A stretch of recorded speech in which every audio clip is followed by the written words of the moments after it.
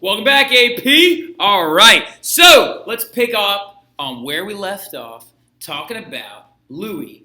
I am the state, the 14th, right? The Sun King, the gift of God himself, right? Who embodied all of those perspective ideas of an absolutist during the late 1600s and early 1700s. Angelina asked a very, very good question at the very end of class today. She said, what years is this occurring, right? And Angelina is asking a very good question because his reign is going to go from 1638 up until 1712, right? Which, as you can tell, is going to be a massively, massively long time to be a ruler of France, right? To be a ruler, period. That means that his reign lasted 72 years, right? We're talking about a massive length of time. So, give me 1 second while I do this math real fast.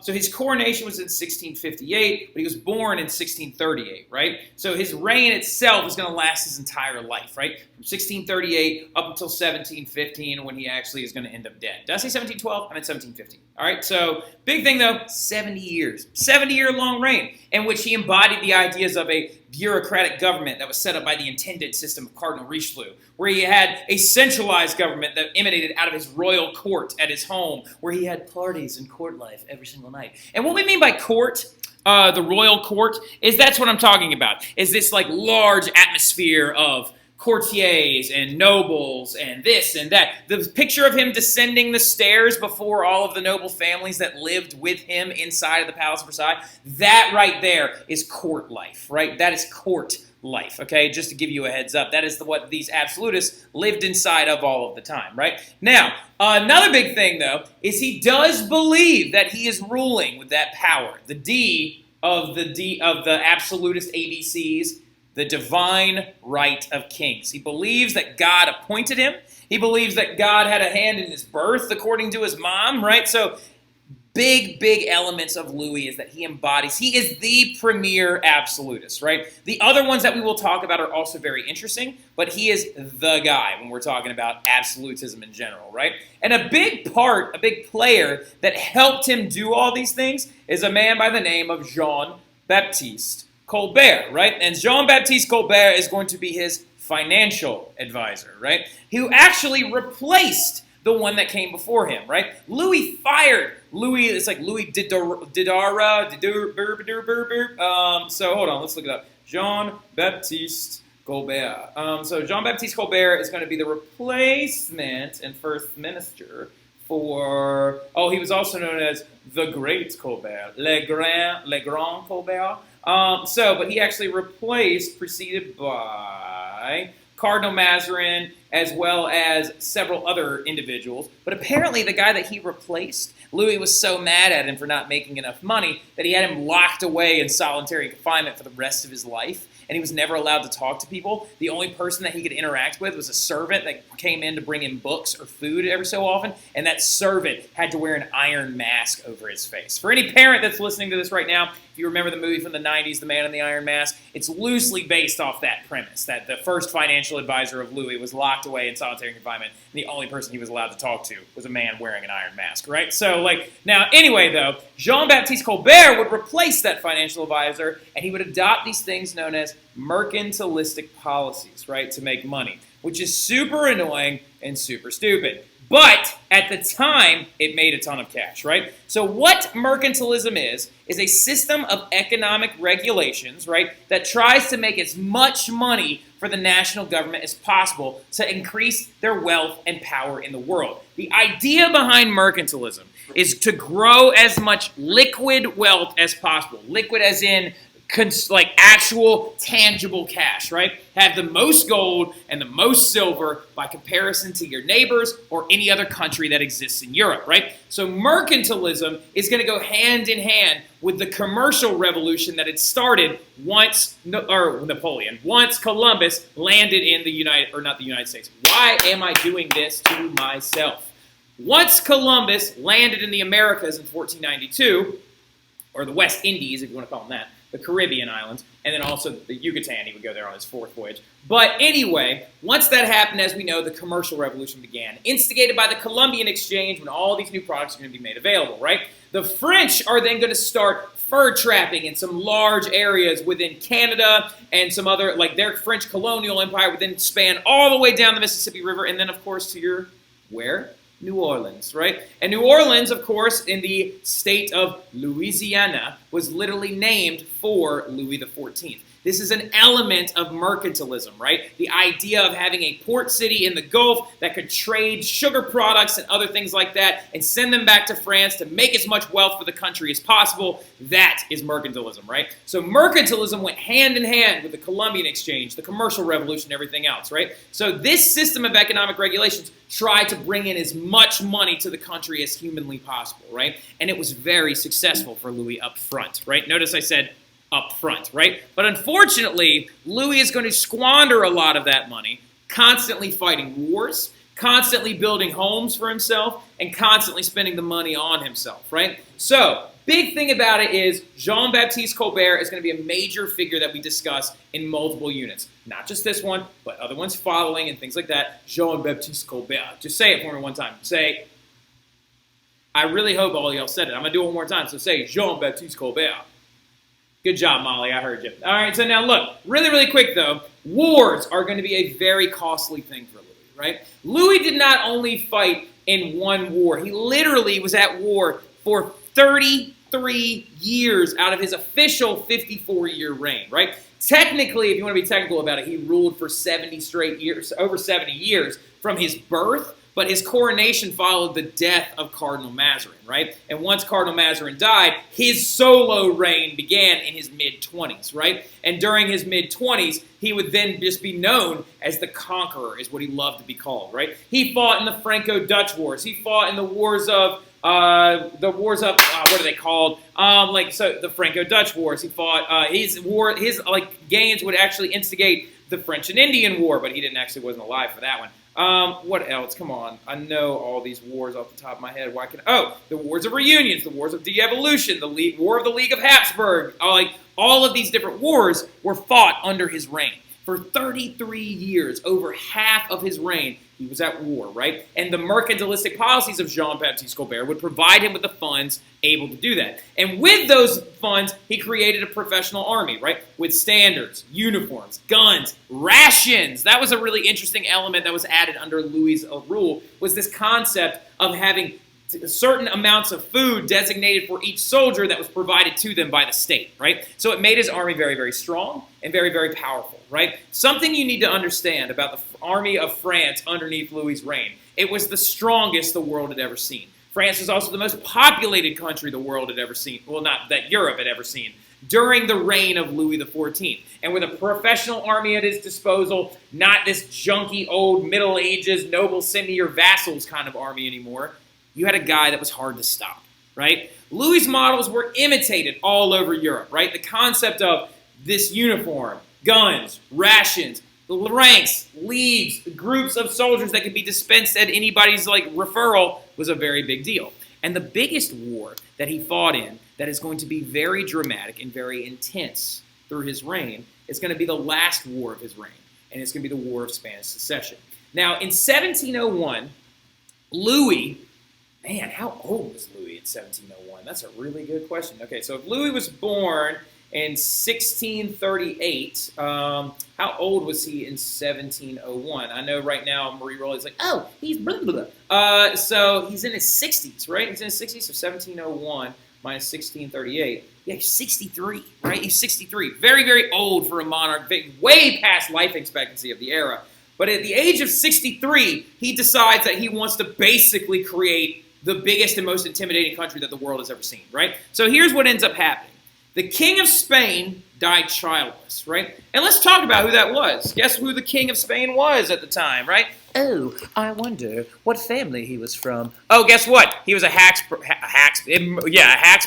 named Carlos II, or Charles II of Spain. And Charles II, a.k.a. Carlos II, looked a little bit like this. All right, Carlos looked absolutely ridiculous, right? So because he is the most inbred and deformed member of the Habsburg family the world has ever seen, right? He couldn't talk until he was 8, or no, couldn't talk until he was 8, couldn't walk until he was 4. He drooled constantly and was completely infertile and sterile and died without a child, right? So the closest living relative to the Spanish crown that was meant to actually inherit it was, guess what? None other than Louis XIV's grandson, right? So, Philip.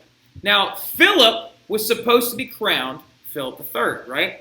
Now, what Louis wanted to do was basically usurp the entire country of Spain into his realm because he believed that Philip was not old enough or cognizant enough to be able to rule at this point, right? So Philip would go on to become Philip III, but a massive war broke out because it's the War of Spanish Succession, as in who was taking the throne, right? When Louis tried to claim colonies, tried to claim goods, and he tried to claim territories from Spain since his grandson was taking over, and he basically wanted to become the monarch of both countries, right? So if left unchecked, Louis could have potentially gone on to take over Spain and becoming the most powerful, dominant, and economic threat that the entire Europe, like the European continent, could ever see.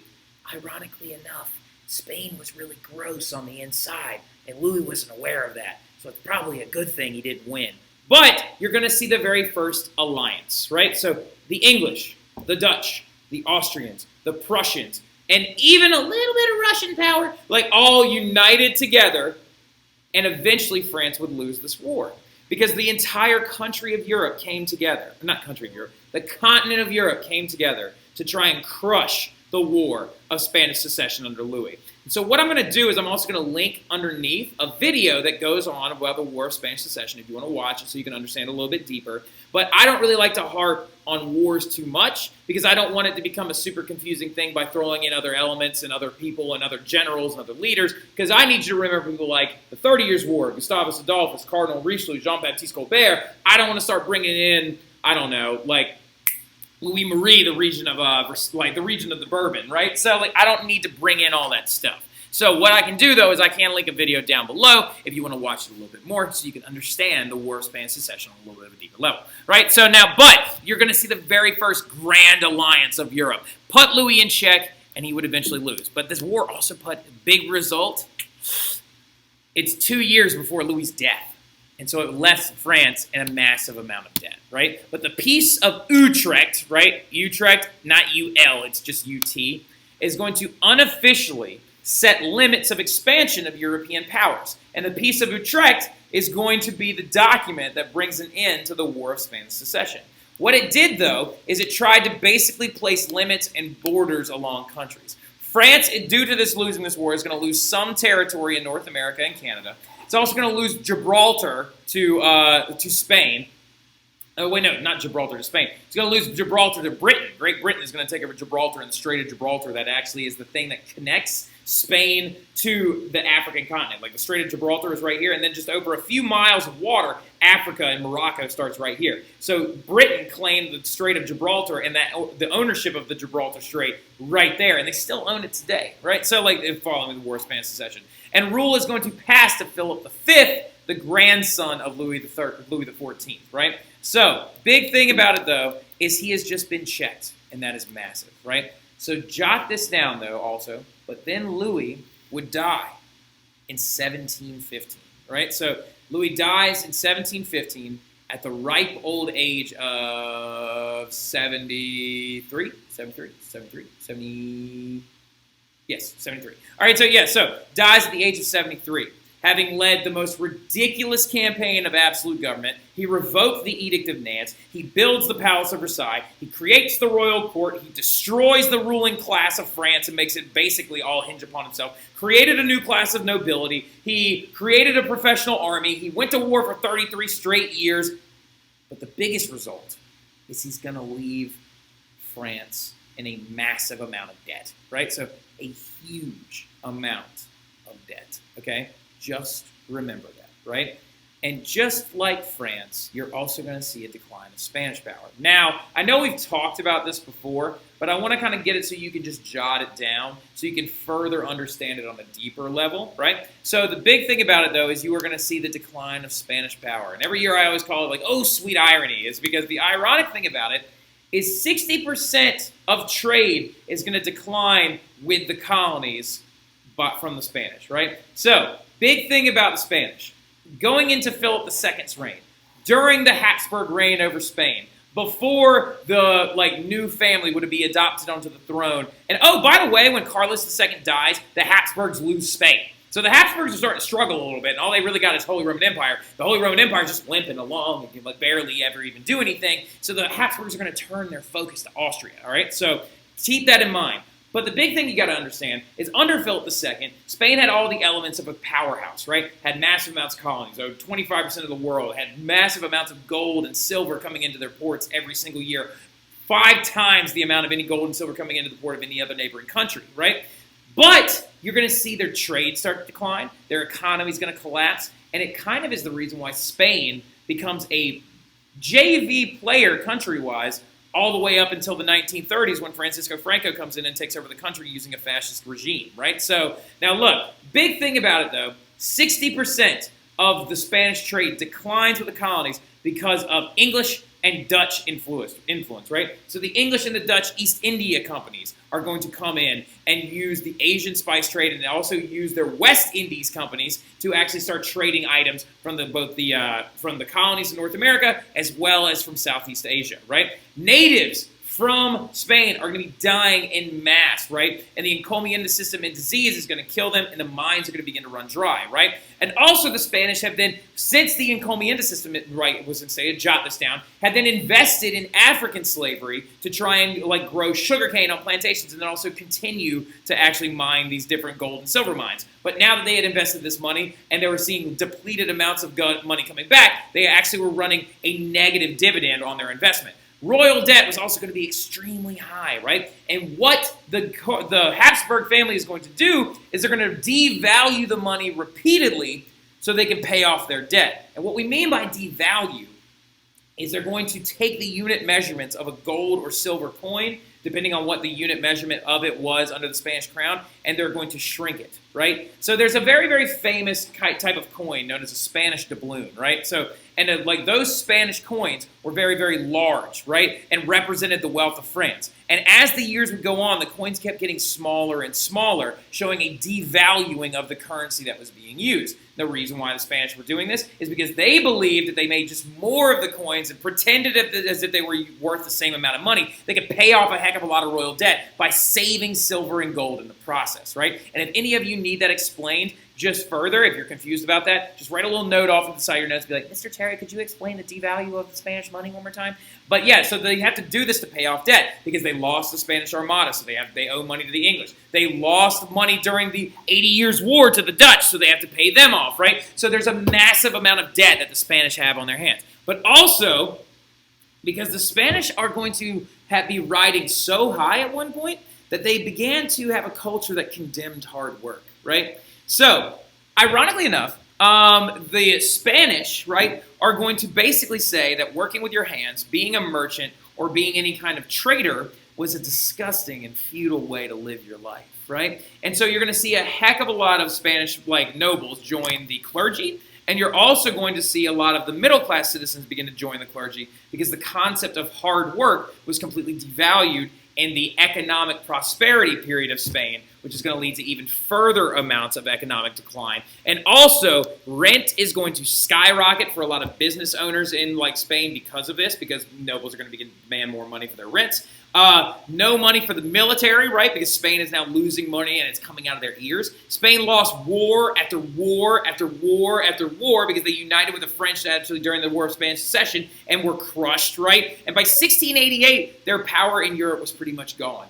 Oh, and not to mention the fact, too, that they had two communities that brought a lot of money to their ports and to their country in total, the Jews and the Muslims, but because of the Reconquista and the Spanish Inquisition, most of them had left as well, right? So just write this down. Also, inflation. in all capital letters, right? Ironically enough, Spain had so much money that they lost money, right? So, but you're going to see their power in Europe basically evaporate by about 1688, right? And their last-ditch effort to try and stay relevant was during the War of Spanish Succession.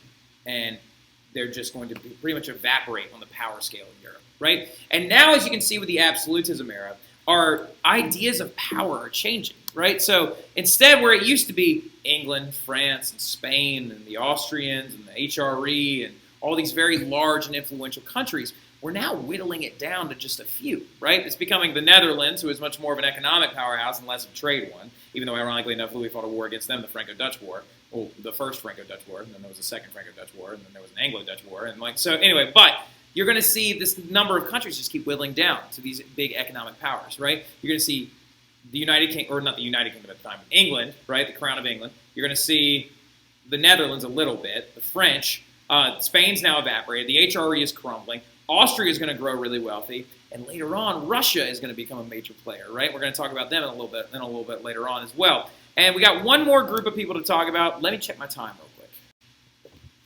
quick. All right, so we have a little bit of time left, and we're going to go ahead and knock out Austria, right? So speaking of all these absolutist countries, right, we just saw the Austrians and the Habsburgs have just lost Spain, right? Spain has now evaporated from their rule, and with the War of Spanish Succession, the Spanish Habsburgs have now evaporated. Carlos II being their very, very last leader, right? So what is a Habsburg to do, right? Well, now we're going to be focusing on the growth of Austria and Prussia, right? But we're going to focus on Austria first, okay? Now, the next several sections all have to do with Austria. So if you want to write Austria kind of big in your notes, just so you know that this is a new section, so I don't want it to get very confusing, because I didn't do a very good job at like doing different titles and stuff. But this isn't going to take long, and it goes actually pretty freaking quick, all right? So now, the 30 Years' War, as we know, left Austrian Habsburgs and the Habsburgs of the HRE very poor and very exhausted, right? Now, we say poor as in the grand scheme of absolutist families throughout Europe and growing absolutism in Europe. We believe that they are poor by the comparison, right? So, not necessarily poor. They actually weren't poor. But the Habsburg family is losing a lot of money. And everyone realizes that the real power lay with the rulers of the different principalities of the provinces of the HRE. That this is what I'm trying to get at. The Habsburgs had been in control of the office of the Holy Roman Emperor for generations, right? But did they have that much power in the first place? Since the Holy Roman Empire was a loose conglomeration of states, right? Of minor states and major states and areas like that, Bavaria being a major one, Bohemia being a major one, and then like you've got Prussia and Brandenburg popping up right now. The real power doesn't go with the Holy Roman Emperor.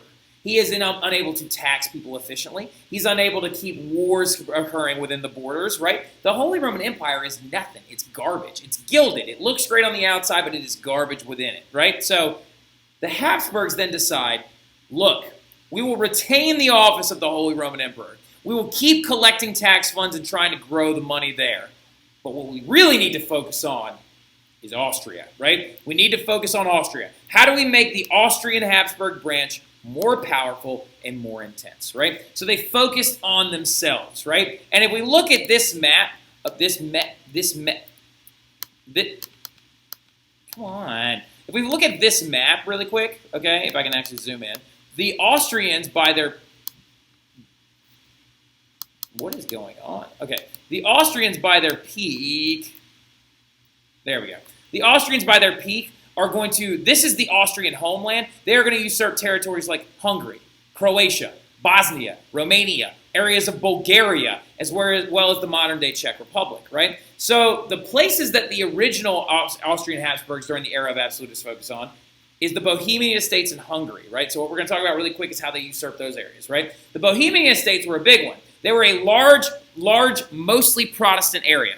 And Bohemia makes up the modern-day areas of the Czech Republic and Slovakia, right? Originally, you would call them Czechoslovakia. Located on this map, right here is the Czech Republic, and Slovakia is in this region right here, right? So, the Bohemian Estates were extremely Protestant, all existed within inside the Holy Roman Empire, and also had a lot of agricultural goods and also a lot of money to be made there. So what the Habsburgs are going to do is they're going to come in and under the rulership of the Holy Roman Empire, see, this is the genius part. They kept the rulership of the Holy Roman Emperor to do things like this, right? They confiscated major lands from nobles that were Protestant and replaced them with Catholic leaders that were loyal to the Austrian Habsburgs, right? And then they established direct rule through their nobles. They became absolutists by making it basically a lot like what Louis did, right? See, this is another thing. We've got people copying Louis, right? Louis created the road nobles. The Austrian Habsburgs are going to create Catholic nobles within the states of Bohemia, right? And so they're going to create direct rule through them, and they're going to establish this idea called the Robotnik law, right? Robot is Czech for slave, right? And so they're going to establish a governorship where the nobles are allowed to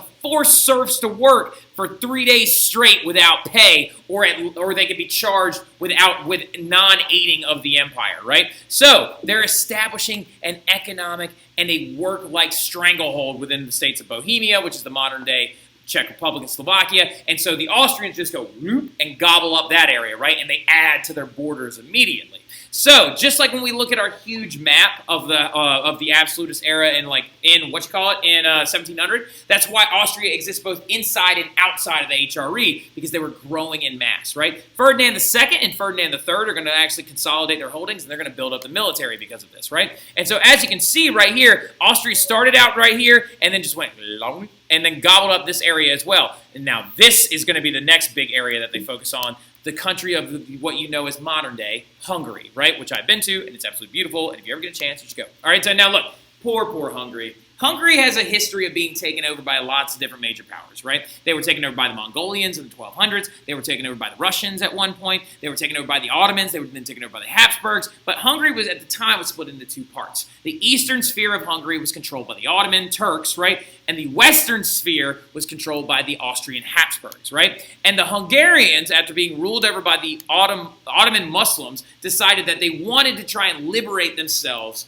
from complete control under from half and half rule. So the Hungarians called for Habsburg help.